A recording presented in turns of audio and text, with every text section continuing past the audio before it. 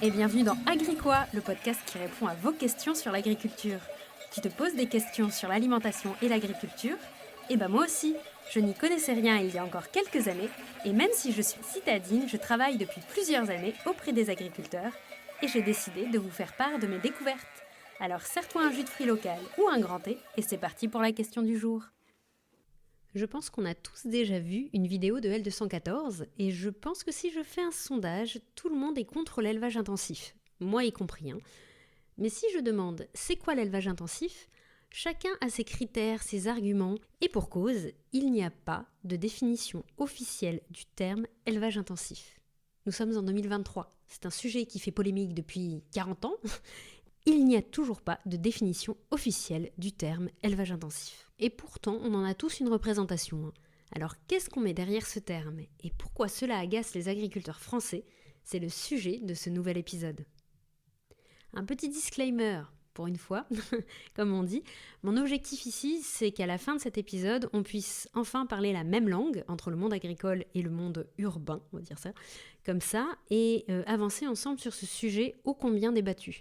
C'est pas de finir en mode l'élevage intensif, c'est super chouette. Afin que ce soit bien clair pour tout le monde, mon objectif est vraiment d'essayer d'apporter un éclairage sur le sujet. J'ai eu cette idée en lisant que la FNSEA, donc le syndicat majoritaire agricole, ne voulait pas voir le terme d'élevage intensif dans le futur texte de la stratégie nationale de l'alimentation qui sera décidé d'ici juin prochain. Ce qui montre bien l'actualité de ce sujet, toujours très polémique. Donc du coup, vu que j'aime bien mettre les deux pieds dans le plat, c'est quoi la définition d'intensif déjà, histoire qu'on parte sur les mêmes bases? C'est l'augmentation des quantités de production sur un même espace. C'est l'augmentation de la productivité, du rendement, et c'est un terme ultra mal connoté, car associé à tout ce dont on va parler dans la suite de l'épisode. Mais pour info, c'est un terme neutre à la base. Par exemple, la permaculture, c'est un système intensif. On produit beaucoup de fruits et légumes, le plus souvent sur un espace très restreint. Et pourtant, la permaculture, c'est super bien vu. Donc dans intensif, on met plutôt souvent l'idée d'ultra-intensif, dans l'idée que la production, cette productivité, a des impacts sociaux et environnementaux négatifs. Donc vous ne privez pas forcément d'utiliser le mot intensif. Mon objectif dans cet épisode est de voir un peu avec vous tous les critères que l'on met le plus souvent sous le nom d'élevage intensif, même s'il n'y a pas de définition officielle, encore une fois. J'en ai à peu près listé 3 qui reviennent le plus souvent. Il y en a beaucoup plus, mais j'ai essayé de me limiter pour que l'épisode soit digeste, on va dire. Donc, la première chose qu'on entend souvent et qu'on met dedans, c'est la taille. Une exploitation intensive, elle est forcément grosse. Oui, mais grosse comment? C'est le seul point précisé dans une directive européenne datant de 2011. Donc, une exploitation est intensive si et seulement si il y a 85 000 poulets ou 60 000 poules, 3000 places pour des porcs de production ou 900 emplacements pour des truies. Ça, c'est la directive européenne. Sauf que si je fais un sondage, je pense que vous devez être aussi surpris que moi par les chiffres. 85 000 poulets et 60 000 poules. Parce qu'en France, par exemple, en moyenne, on a 19 600 poules. Et 12% des élevages en France de poules dépassent les 50 000 poules. Et en moyenne en France, on a 18 700 poulets par exemple, et il y en a 9% qui dépassent les 50 000 poulets. Donc en fait, on est très loin des chiffres de la directive. Et d'ailleurs, vous entendrez souvent les agriculteurs dire que l'élevage intensif n'existe pas en France. Pour autant, les associations écologistes citent souvent le chiffre de 8 élevages sur 10 qui seraient intensifs. Donc on voit bien qu'il y a d'autres critères derrière que juste la question de taille de cette fameuse directive. Donc il y a vraiment cette question de taille qui est vraiment à questionner, à définir tous ensemble, parce que je pense qu'il y a vraiment une problématique là-dessus. Le deuxième argument qu'on va mettre souvent dans l'élevage intensif, ça va être l'accès à l'extérieur. En élevage intensif, tous les animaux sont vus en bâtiment, et à l'opposé, le plein air est vu plus comme un élevage paysan, artisanal. Et en effet, le plein air est très rare dans certaines filières, comme le porc, ou en volaille, mais par exemple, 92% des vaches pâturent en France. Donc en fait, c'est quand même un critère qui va vraiment dépendre d'une filière à une autre, mais c'est un critère que je trouve quand même assez mesurable, assez facile à définir, et ça serait intéressant de le mettre dans une définition potentielle de l'élevage intensif. Mais je vais me faire l'avocat du diable pour une fois. Il y a plein air et plein air. Je m'explique. Les feedlots américains, où les animaux sont dehors regroupés, on n'aime pas. Et pourtant, ils sont dehors. Donc on voit bien qu'il y a d'autres critères à mettre dedans. En fait, au-delà de dedans et dehors, il y a plein de questions qui se posent. Pour vous donner un exemple, chez les poules, le plein air, c'est pas juste un espace extérieur. Souvent, on va essayer d'y mettre des arbres ou des choses pour qu'elles puissent se cacher parce que sinon, elles se sentent menacées et sortent beaucoup moins, par exemple. On va vraiment aménager les espaces au mieux le plus souvent pour qu'elles puissent se sentir bien. Donc, il y a l'idée aussi de respecter le comportement naturel des animaux. Chez les bovins, par exemple, il y a la question du temps de pâturage. Entre pâturer 2 mois et pâturer 10 mois de l'année, c'est pas le même élevage, quoi. Donc, qu'est-ce qu'on met comme critère ? On peut rajouter aussi là-dessus, par exemple, les conditions d'élevage. Je pense notamment à la densité, parce que qu'on soit serré dedans ou serré dehors, on est toujours serré. Donc, la question du nombre d'animaux au mètre carré se pose, et c'est d'ailleurs un critère qui est présent dans le cahier des charges de l'agriculture biologique. Ce qui montre que la question peut également se définir et être prise en compte. Donc sur la question du dehors-dedans, je pense qu'il y a plein de nuances à étudier et à spécifier dans une future définition. La troisième chose qu'on met souvent dans l'élevage intensif, c'est l'impression que j'ai, ça va être la vente en filière longue. Donc sous-entendu par exemple les produits qu'on retrouve en supermarché, alors que l'élevage artisanal paysan sera plutôt vendu en direct.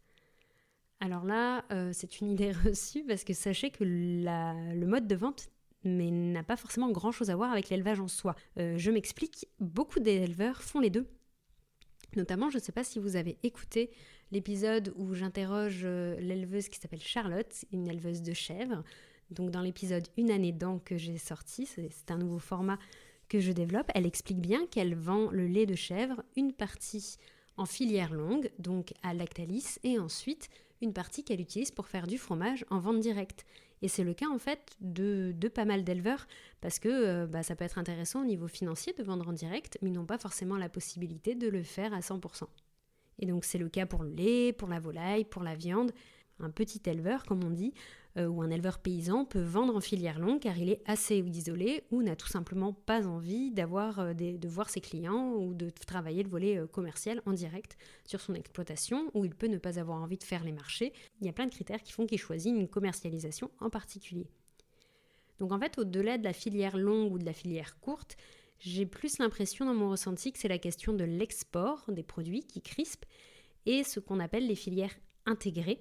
Donc ça se fait notamment en volaille, c'est quand on apporte par exemple les petits poussins à l'éleveur, donc c'est pas lui qui fait naître les animaux par exemple, il les élève, en fait ils sont pris ensuite pour la vente, sachant que l'éleveur ne contrôle pas son prix de vente ou le nombre d'animaux à l'année, ce genre de critères. Il est vraiment un des maillons de la chaîne et c'est tout, il a un peu les mains liées dans ce système. Et donc je pense qu'il y a une vraie critique de la filière intégrée dans l'élevage intensif. C'est à peu près les 3 que je vois, donc à savoir la taille, la vente en direct ou non, et le fait qu'il soit en bâtiment.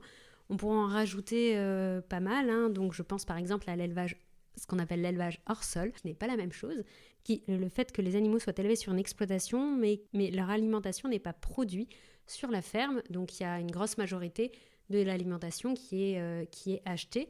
Et notamment, par exemple, il y a la FAO qui a fait une définition de l'élevage hors sol en disant que moins de 10% de l'alimentation destinée au bétail est produite sur l'exploitation, on considère que c'est un élevage hors sol. Et forcément, on voit bien qu'il y a un lien avec le fait que plus l'élevage est gros, plus il y a difficulté à être autonome sur un territoire et de produire toute l'alimentation qu'il demande, et ainsi de suite.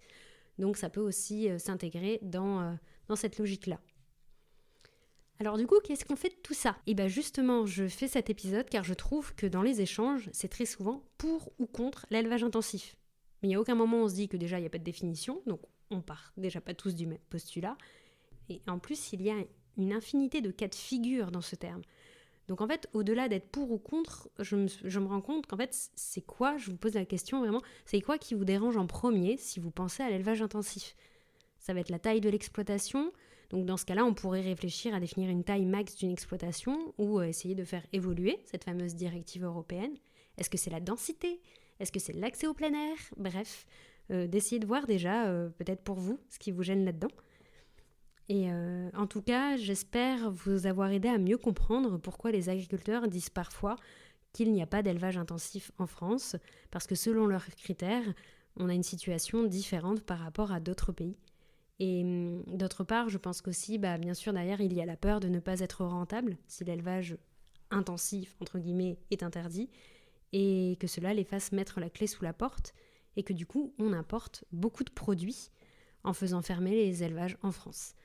Et donc c'est vraiment une question qui se pose, je pense, pour un peu passer au-dessus de ce malaise sociétal qui est vraiment difficile à vivre pour les éleveurs, sachez-le, et je pense aussi difficile à vivre en tant que consommateur, parce que ce sont des questions qui... soit certains ont arrêté de manger de la viande pour ces raisons-là, soit certains mangent de la viande mais se sentent un peu coupables de le faire, soit certains ne savent pas comment savoir si une viande provient d'un élevage raisonné, paysan, enfin appelez-le comme vous voulez. Bref, je pense qu'il y a vraiment une question latente qui reste là-dessus. Et donc j'espère qu'on aura une définition claire pour tout le monde et essayer d'évoluer sur ces critères. Voilà, j'espère que cet épisode vous a plu et on se retrouve encore une fois dans un prochain épisode.